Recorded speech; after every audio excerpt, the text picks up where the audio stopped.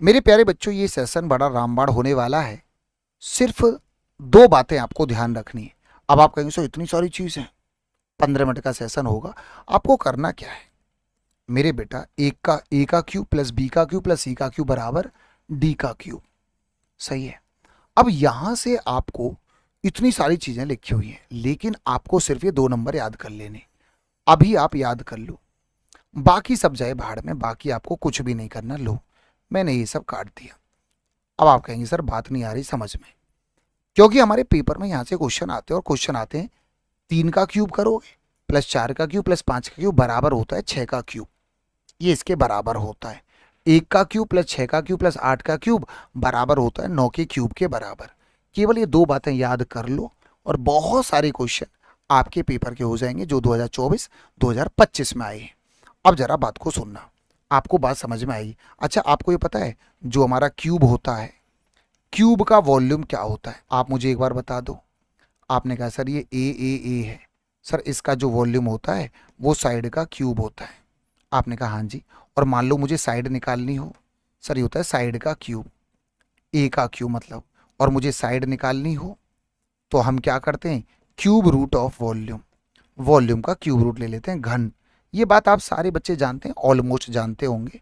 अब जैसे मान लो हमारा ये क्वेश्चन है, वो कह रहा है क्यूब है ना, उस घन की भुजा क्या होगी जिसका आयतन 6 सेंटीमीटर, 8 सेंटीमीटर और 10 सेंटीमीटर वाले भुजाओं वाले घनों के आयतनों के योग के बराबर है। पता है वो क्या करे? मेरे पास 3 क्यूब है, 6, 8 और 10। मेरे पास 3 क्यूब है। कोई बताएगा इसका वॉल्यूम क्या होगा? मेरी बात को समझ, सर 6 का क्यूब। इसका वॉल्यूम क्या होगा? 8 का क्यूब। इसका वॉल्यूम होगा 10 का क्यूब। सही है। अब इन तीनों से मिलकर के जो वॉल्यूम बनेगा, ये छोटे छोटे क्यूब हैं, है ना, ये साइड दे रखी है, इन तीनों से जो मिलके बनेगा, अब वो समझना है। अब मुझे पता है क्या है, मुझे अच्छे से याद है सर, 3, 4, 5 और 6। अब मुझे ये नंबर अच्छे से याद है कि भाई इन तीनों को जोड़ के ये आएगा, और ये इसका डबल है, ये इसका डबल है। सर 3 का है, यहाँ 6 आ रहा है। सर यहाँ पे 4 आ रहा है तो यहाँ पे 8 आ रहा है, यहाँ पे 5 आ रहा है तो यहाँ पे 10 आ रहा है। इसका डबल कर दो, 12 का क्यूब। तो जो नया क्यूब बनेगा, इन तीनों से मिलके जो नया क्यूब बनेगा, उसका वॉल्यूम ये होगा और साइड होगी 12। My answer is 12। कितना फायदा है, सिर्फ एक छोटी सी बात याद रखनी है, 3, 4, 5 और 6। 3 का क्यूब प्लस 4 का क्यूब प्लस 5 का क्यूब बराबर 6 का क्यूब होता है। ये बात आप याद रख सकते हैं, इससे हमारे बहुत सारे क्वेश्चन हो जाएंगे। चलो यहाँ देख लेते हैं। मेरे पास 3 क्यूब हैं, उनकी साइड है 1, 6 और 8। इन तीनों से मिलकर के, इन तीनों से ये साइड है क्यूब की साइड, तो वॉल्यूम क्या होगा? 1 का क्यूब प्लस 6 का क्यूब प्लस 8 का क्यूब। और ये मैंने बताया था बराबर बनेगा 9 का क्यूब। ये मुझे याद है, 1, 6, 8, ये मैंने याद कर रखा है, ये मैंने याद कर रखा है। दो ही बातें तो मैंने याद करने के लिए बोला है। तो आपने कहा सर सही है, 1 का क्यूब प्लस 6 का क्यूब प्लस 8 का क्यूब बराबर 9 का क्यूब। आपने कहा सर जी बढ़िया, इसका मतलब जो मेरा नया क्यूब बनेगा उसकी साइड 9 होगी। उसका टोटल सरफेस एरिया क्या होता है? 6a², 6 दीवारों का एरिया। साइड 9 है, 9 का स्क्वायर हो जाएगा 81। उसका हमें 1/4 चाहिए, 1/4। बोलो हाँ है ना? बोलो। आपने कहा सर जी बढ़िया। 6 × 6 8 × 48 डिवाइड बाई 4, 4 × 4 4 दूनी 8, 4 × 4 4 पंजे 20, 121.5 हो जाएगा। बोलो समझ में आया? बस कुछ भी नहीं करना, आपको कुछ नहीं करना, बस ये दो बातें याद कर लेनी है।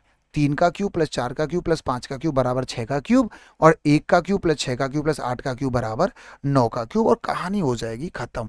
बहुत आसान।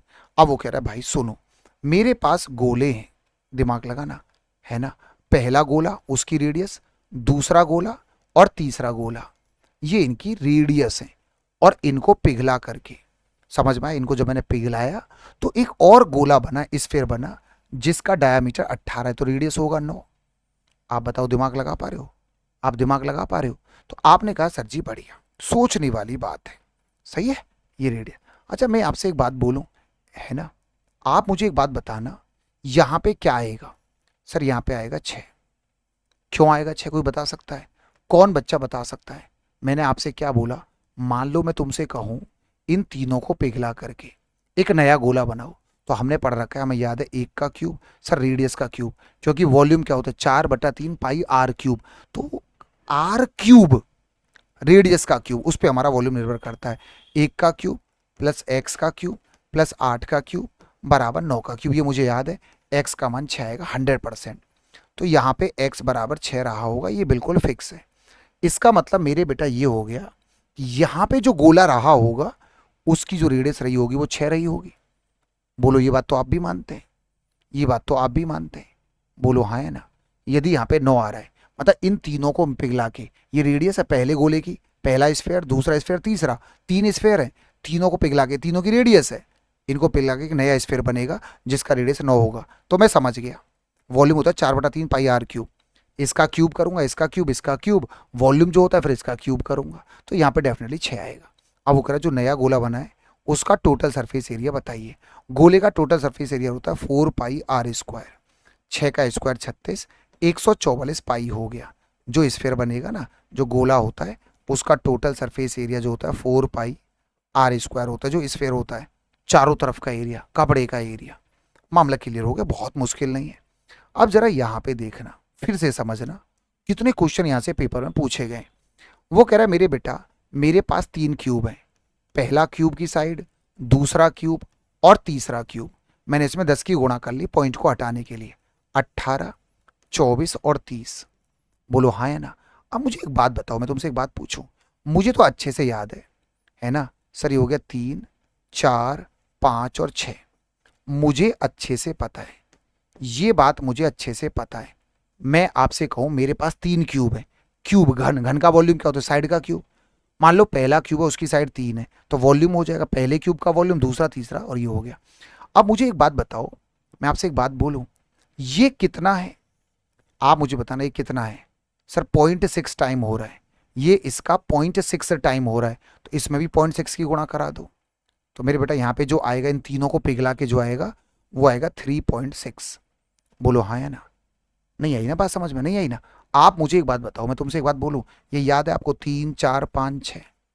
आपने कहा सर अच्छे से याद है, कौन सी बड़ी बात होगी, ये तो आपने याद करा ही दिया। और यदि मैं तुमसे कहूं इसमें 0.6 की गुणा करा दो, इसमें 0.6 की गुणा, तो यह आ जाएगा 1.8। इसमें 0.6 की गुणा, 0.6 की 2.4, इसमें 0.6 की गुणा 3, इसमें 0.6 की गुणा 3.6। जब आप इसका क्यूब करोगे तो मेरे बेटा यही आएगा। आज की क्लास में यही मैं बताना चाह रहा हूँ, यही मैं आपको बताना चाह रहा हूँ। ये समझ गए तो बल्ले बल्ले है। इसका मतलब मेरे बेटा ये साइड है 1.8, 2.4 और बेटा 3 सेंटीमीटर, 3 क्यूब है, पिघला के जो क्यूब बनेगा उसका साइड 3.6 होगा। बात आ गई समझ में? एकदम बात क्लियर हो गई है ना। बड़ा अच्छा टॉपिक था, मेरे मन में हुआ कि यार आज ये बच्चों को बताया जाए। इतना प्यारा टॉपिक, इतना इंपॉर्टेंट टॉपिक, लगातार पेपर में क्वेश्चन आ रहे हैं। वो कह रहा है बेटा 3 गोले हैं, पहला गोला उसकी रेडियस है 5, फिर 3 और फिर 4 है। जब मैं इनको पिघला के नया गोला बनाऊंगा, सही है, वॉल्यूम क्या होता है? वॉल्यूम होता है 4/3 पाई आर क्यूब। तो इसका क्यूब करेंगे, 3 का क्यूब, 4 का क्यूब और 5 का क्यूब, बराबर मुझे तो याद है 3, 4, 5, 6 आएगा सर, 6 का क्यूब आएगा। इन तीनों को पिघला के जो वॉल्यूम बनेगा वो ये बनेगा। बोलो बेटा, तो उसकी रेडियस कितनी होगी? 6। जैसे मैं बोलूं समझना, पहला गोला है उसका वॉल्यूम बनेगा 4/3 पाई आर क्यूब, पहला गोला। दूसरा गोला होगा 3 का क्यूब, 4 का क्यूब। गोले का वॉल्यूम क्या होता है? 4/3 पाई आर क्यूब। अब मुझे तो पता है, इन तीनों को पिघलाऊंगा, मुझे पता है ये जो आता है 4/3 पाई आर क्यूब, 3, 4, 5, तो यहाँ पे 6 आएगा, ये इससे कट जाएगा। तो हम डायरेक्ट बोल देते हैं कि सर 5 का क्यूब, ये पहला स्फेयर हो गया, दूसरा स्फेयर हो गया और तीसरा स्फेयर हो गया। 3, 4, 5 तो यहाँ पे आएगा 6। जो तीसरा स्फेयर बनेगा उसकी रेडियस 6 सेंटीमीटर होगी। आपने देखा ही। और ये बात मैं गारंटी से कह रहा हूं, आप जितने बच्चे देख रहे हो ना, आपको भी नहीं पता होगा कि ये दो चीजें कितनी बार पेपर में रिपीट हो रही है। तो छोटी मोटी बातों का ध्यान रखना जरूरी होता है। जैसे हमारा ये क्वेश्चन है, वो हमसे कह रहा है कि भाई मेरे पास 3 घन है, क्यूब है, पहला उसकी साइड 2, 12 और 16, सही भाई, क्यूब है। अब इनको मेल्ट करना है, पिघलाना है और नया क्यूब बनाना है। अच्छा एक बात बताना, तुमको पता है सर 1, 6, 8, आपको पता है 1, 6, 8, 1 का क्यूब, 6 का क्यूब, 8 का क्यूब बराबर 9 का क्यूब। ये तो मैंने रट्टा मार रखा है। सर ये इसका क्या है? आधा है, 2 से डिवाइड कर दो, इसको 2 से डिवाइड कर दो। बोलो भैया, आप मुझे बताओ सर 2 से क्या हो रहा है? डिवाइड हो रहा है भैया। 1, 6, 8, 9। हाँ भैया, इस प्रकार प्राप्त घन की भुजा क्या होगी? 1 6 8 9 है भाई। आप मुझे ये बता दो, 1 6 8 9 सही है, बिल्कुल सही बात है। ये साइड हो गई, 9 बनेगा। समझ में आया नहीं है? अब मुझे एक बात बताओ, इसको 2 से डिवाइड करेंगे तो ये आएगा 2 का क्यूब, है ना, ये 12 का क्यूब, 16 का क्यूब। तो इसको 2 से डिवाइड करा, ये आ गया। इसको 2 से डिवाइड करा, अच्छा 2 से मल्टीप्लाई करेंगे, माफी चाहूंगा, माफी चाहूंगा, है ना। इसमें 2 की गुणा करो, ये आ गया। इसमें 2 की गुणा करो, ये आ गया। इसमें 2 की गुणा करो, ये आ गया। इसमें 2 की गुणा करो तो ये आ गया 18। इसका मतलब जो नया क्यूब बनेगा उसकी साइड 18 होगी। भाई ये तो मुझे याद है ना, ये तो मैंने रट्टा मार रखा है। ये 1 6 8 9 इनको जोड़ के इसका डबल है। समझ में आया? पहले क्यूब की साइड 2 है तो इसका वॉल्यूम, दूसरा क्यूब की साइड 12 है, वॉल्यूम आ गया, क्यूब कर दो, है ना। इसका डबल, 9 का डबल 18, उसकी साइड आ गई। जो तीसरा क्यूब बनेगा उसकी साइड 18। आप देख रहे हो, सब पेपर के क्वेश्चन है सब। अब जरा देखो यहाँ पे, वो हमसे फिर से कह रहा है कि मेरे बेटा 3 गोले हैं, सही है। अब वो कह रहा है कि भाई उनके डायामीटर दे रखे हैं, 3 स्फेयर है, इसका डायामीटर 6 8 10। तो रेडियस क्या आएगा स्फेयर का, गोले का? इसका रेडियस आएगा सर 3, इसका रेडियस आएगा 4, इसका रेडियस आएगा 5।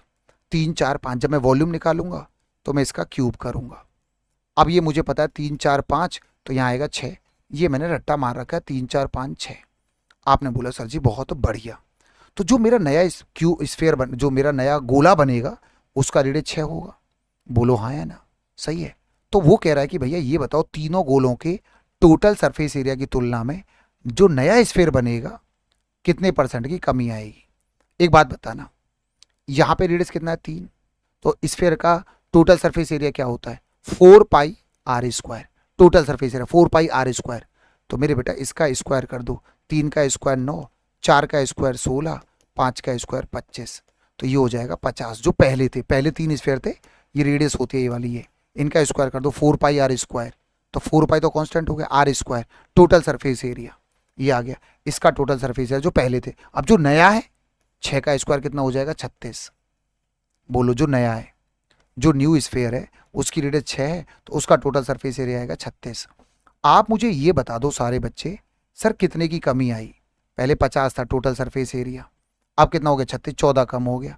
मल्टीप्लाई बाई 100%, 50 से कट गया 2 बार, 28% की कमी आ गई। टोटल सरफेस एरिया 28% कम हो गया। सिंपल सी बात है, सब क्वेश्चन पेपर के पूछे गए हैं। वो हमसे कह रहा है कि भाई हाँ जी हाँ जी हाँ जी, ये क्वेश्चन हमने कर लिया, रिपीट हो गया शायद ये क्वेश्चन, तो मैं इसके लिए माफ़ी चाहूँगा। अब हमारा ये क्वेश्चन आ गया।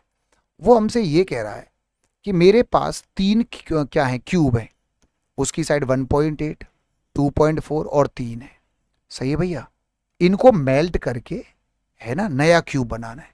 तो भाई वॉल्यूम मेल्ट करते हैं तो वॉल्यूम सर इसका क्यूब, फिर इसका क्यूब, फिर इसका क्यूब, अब जाके नया बनेगा ये।